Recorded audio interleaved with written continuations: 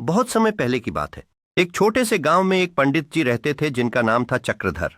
वे ज्योतिष शास्त्र में माहिर माने जाते थे, लेकिन उनकी एक अजीब आदत थी। वे हमेशा कहते रहते, मेरे मस्तक पर चक्र है, मैं कोई साधारण मनुष्य नहीं। गांव वाले पहले तो उन्हें सम्मान देते थे, लेकिन धीरे धीरे लोग समझने लगे कि ये तो कुछ ज्यादा ही कल्पनाएं करते हैं। एक दिन गांव में एक मेला लगा। सब लोग हंसी रोक नहीं पाए। पंडित चक्रधर वहां पहुंचे और मंच पर चढ़कर घोषणा की, मैं भगवान विष्णु का अवतार हूं। देखो, मेरे मस्तक पर अदृश्य चक्र घूम रहा है। एक नटखट लड़का आगे आया और बोला, पंडित जी, अगर आपके सिर पर चक्र है तो हमें दिखाइए, वरना आप मंच छोड़िए। पंडित जी बोले, यह चक्र आम आंखों से नहीं दिखता, यह केवल भक्तों को दिखता है। लड़के ने तुरंत अपनी जेब से एक खिलौने वाला घूमता हुआ चक्र निकाला और पंडित जी के सिर पर रख दिया। अब देखो, अब तो चक्र है ना। सारा मेला ठहाकों से गूंज उठा। पंडित जी शर्मिंदा होकर बोले, बेटा, तूने मेरी आंखें खोल दी। अब मैं झूठा चक्र छोड़कर सच्चा ज्ञान फैलाऊंगा। उस दिन से पंडित जी ने ढोंग छोड़ दिया और सचमुच लोगों को अच्छी बातें सिखाने लगे।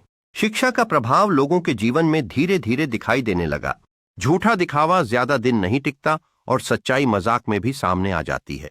पंडित जी की सच्चाई ने गांव में एक नई जागरूकता और बदलाव की लहर पैदा की।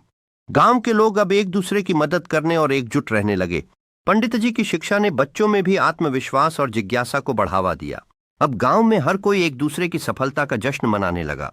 पंडित जी ने दिखा दिया कि सच्चाई और ज्ञान का प्रकाश कभी धुंधला नहीं होता। गांव की स्थिति में आए इस बदलाव ने अन्य स्थानों को भी प्रेरित किया। सच्चाई की इस लहर ने पूरे क्षेत्र में शिक्षा के महत्व को उजागर किया। अब लोग पंडित जी के विचारों को अपने जीवन में लागू करने का प्रयास करने लगे।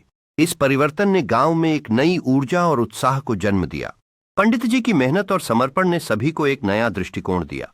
अब गांव में हर परिवार एक दूसरे की तरक्की में योगदान देने के लिए प्रतिबद्ध था। पंडित जी ने साबित कर दिया कि सच्ची शिक्षा और सामूहिक प्रयास किसी भी समाज को बदल सकते।